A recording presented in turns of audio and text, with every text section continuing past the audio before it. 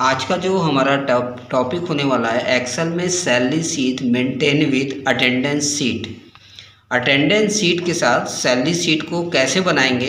अभी तक आपने बनाया हुआ सैलरी शीट अलग बनाया होगा और अटेंडेंस शीट अलग बनाया होगा। ये दोनों को कॉम्बिनेशन करके हम सैलरी शीट कैसे बनाएंगे, अटेंडेंस के अकॉर्डिंग दोनों को मर्ज करके बनाया गया है। इस पर आज हम लोग एक्सेल में देखते हैं कैसे क्रिएट करें। ये आप देख रहे हैं कि पहले से मैंने डेटा यहाँ पे तैयार किया हुआ है, salary sheet maintain with attendance register. क्या क्या इसमें फॉर्मेट बनाएंगे हम, आइए देखते हैं। सबसे पहले हमने लिया है सीरियल नंबर, उसके बाद हमने लिया है यहाँ पे एम्प्लॉय नेम, उसके बाद हमने लिया है फादर्स नेम, उसके बाद लिया है एम्प्लॉय आईडी, उसके बाद डेजिनेशन मतलब किस पोस्ट पे हैं, उसके बाद डेज डेट। आप देख रहे हैं डेज मैंने लिया हुआ है ये ऊपर, डेट लिया हुआ है नीचे। मतलब आप चाहे तो दोनों ले सकते हैं या डेट तो मस्ट है, डेज लेना है तो ले सकते हैं, नहीं तो नहीं भी ले सकते हैं आप। ये पूरा हमने 1 से लेके 31 तक इसको दिया हुआ है, पूरा मंथ का एक तैयार किया हुआ है। उसके बाद हमने लिया हुआ है यहाँ पे basic salary, present, half day अगर कोई करता है तो हाफ डे को लिया हुआ है, एब्सेंट करता है तो एब्सेंट का कॉलम लिया है। ऑफ का मतलब कि हमारी जो इंस्टीट्यूशन है कितना दिन बंद है उसको भी हमने इंडिकेट किया है। उसके बाद total paid days, per day salary, total salary, HRA, gross salary and PF and in hand salary. इतना हमने फॉर्मेट बनाने के लिए कंटेंट्स का यूज किया हुआ है। अब फॉर्मेट में हम आते हैं। सीरियल नंबर आप मैनुअली लिखेंगे जैसे लिखते हैं, एम्प्लॉय नेम जो हमारे होंगे मैनुअली लिखेंगे आप, फादर्स नेम भी लिखेंगे आप, एम्प्लॉय आईडी लिखेंगे और डेजिनेशन जिस पोस्ट पे हैं जिस पद पे वो काम कर रहे हैं उनका डेजिनेशन यहाँ पे क्लासीफाई मैनुअली हम करेंगे। डेज डेट ये भी हम मैनुअली लिखेंगे, 1 2 लिख के ड्रैग कर देंगे। ये पता होगा आपको, ड्रैग करने से ऑटोमेटिक आ जाता है। मंडे लिख के आप ड्रैग करेंगे ऑटोमेटिक ये फिल हो जाता है, लिखने की ज़रूरत नहीं है। उसके बाद हम चलते हैं यहाँ पे, हमने ये जो रेड से इंडिकेट किया ये संडे को रिप्रेजेंट किया है और वेडनेसडे और थर्सडे जो इंडिकेट किया है ये भी हमने, ये हमारे यहाँ इंस्टीट्यूशन बंद था उसको इंडिकेट किया हुआ। तो इतना करने के बाद हम आते हैं मेन टॉपिक पे। इतना बनाने के बाद मैनुअली, उसके बाद हम आते हैं बेसिक सैलरी। बेसिक सैलरी हमारी क्या है, ये हम मैनुअली डालेंगे। ये बेसिक सैलरी क्या है ये मैनुअली इतना डालेंगे, यहाँ तो मैनुअली हमने काम किया। उसके बाद हम प्रेजेंट पे आते हैं। यहाँ पे आप देख रहे होंगे प्रेजेंट पे हमने यहाँ से अब फार्मूला का यूज करेंगे प्रेजेंट से। ये आप देखिए यहाँ पे हमने फार्मूला का यूज किया हुआ है, इक्वल काउंट इफ ब्रैकेट में सेल रेंज जो हमारी 1 से लेके 31 तक जो रेंज है उसको सेलेक्ट किया है। सेलेक्ट करने के बाद हमने कामा लगाया है, फिर डबल इन्वर्टेड कोड में P लिखा है। P का मतलब प्रेजेंट को इंडिकेट करता है कि अगर वो P हम प्रेस करें तो वो यहाँ पे काउंट कर दे कि इतने दिन वो प्रेजेंट हैं। इतना लिखने के बाद हम इंटर की प्रेस करेंगे, ऑटोमेटिक आप देखेंगे यहाँ पे डे को काउंट करके वो दे देगा। फिर नेक्स्ट आते हैं हाफ डे पे आते हैं। हाफ डे आप देख रहे हैं यहाँ पे 3।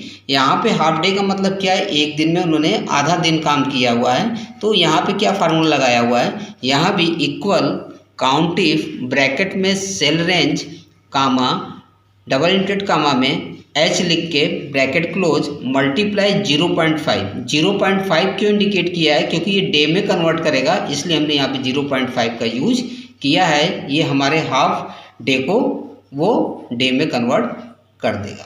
नेक्स्ट है हमारा अब्सेंट, कितने दिन वो बंदा अब्सेंट किया है। यहाँ पे ये फार्मूला हमने लगाया है, इक्वल काउंट इफ ब्रैकेट में सेल रेंज का मतलब 1 to 31 comma double inverted comma में A ब्रैकेट क्लोज, इंटर की प्रेस।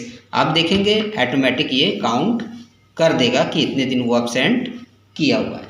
उसके बाद ऑफ में जो है ये संस्था की तरफ से बनता, यहाँ पे हमने लगाया हुआ है equal count if bracket cell range comma double inverted comma लगा के, उसमें कुछ लिखना नहीं है, ब्लैंक छोड़ देना है और क्लोज कर देना है। जैसे ही आप इंटर की प्रेस करोगे तो ये ब्लैंक सेल को भी जहाँ जहाँ छुट्टी थी वो उसको भी काउंट कर देगा। इसको निकालने के लिए हम काउंट ब्लैंक का भी यूज कर सकते हैं।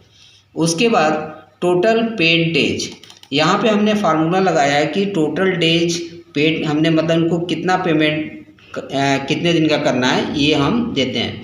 यहाँ पे हमने लिया है प्रेजेंट, कितने दिन वो प्रेजेंट थे, प्लस हाफ डे।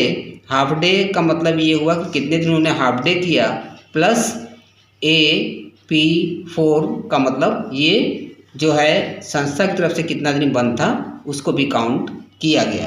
तो इतना तीनों को काउंट करने के बाद जैसे ही हम इंटर प्रेस करेंगे ये क्या करेगा, टोटल डेज हमने कितना दिन वर्क किया है, कितने दिन का पेड करना है इस एम्प्लॉय को पेमेंट, वो निकल के डेज के रूप में चलाएगा।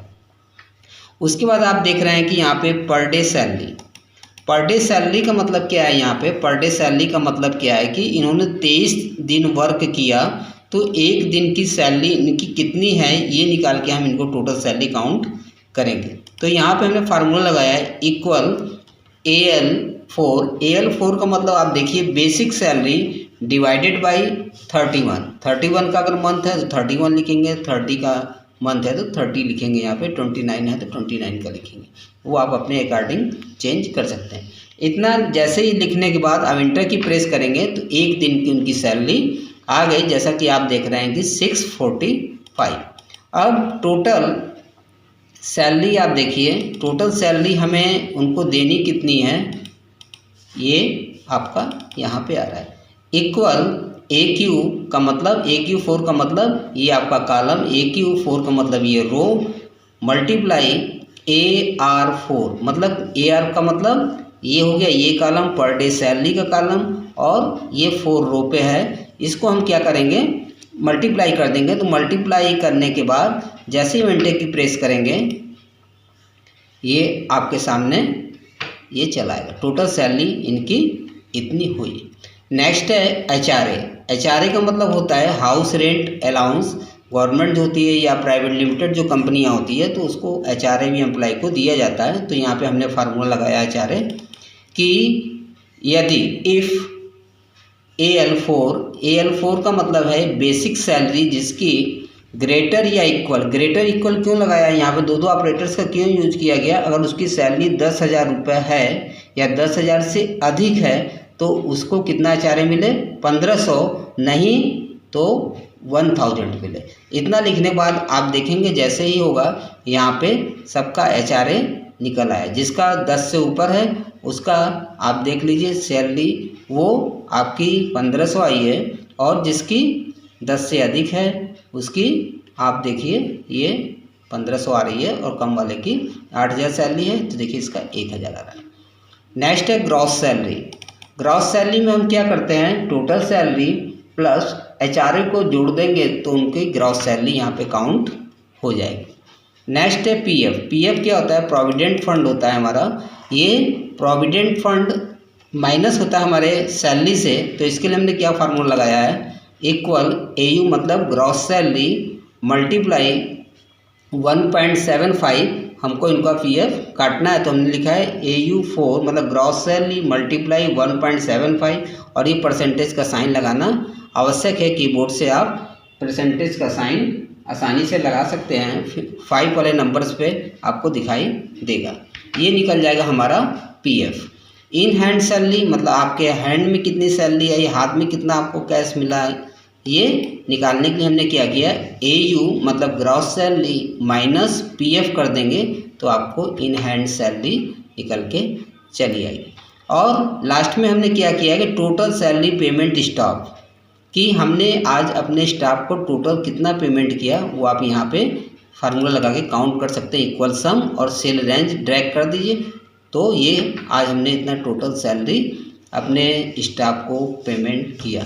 आपको ये कैसा लगा कि बेसिक सैलरी हमारी और ये जो हमने सैलरी का और अटेंडेंस शीट को मिला के दोनों को मर्ज करके ये प्रोग्राम बनाया, तो कैसा लगा इस पर आप लोग ज़रूर कमेंट्स करें। थैंक यू, धन्यवाद।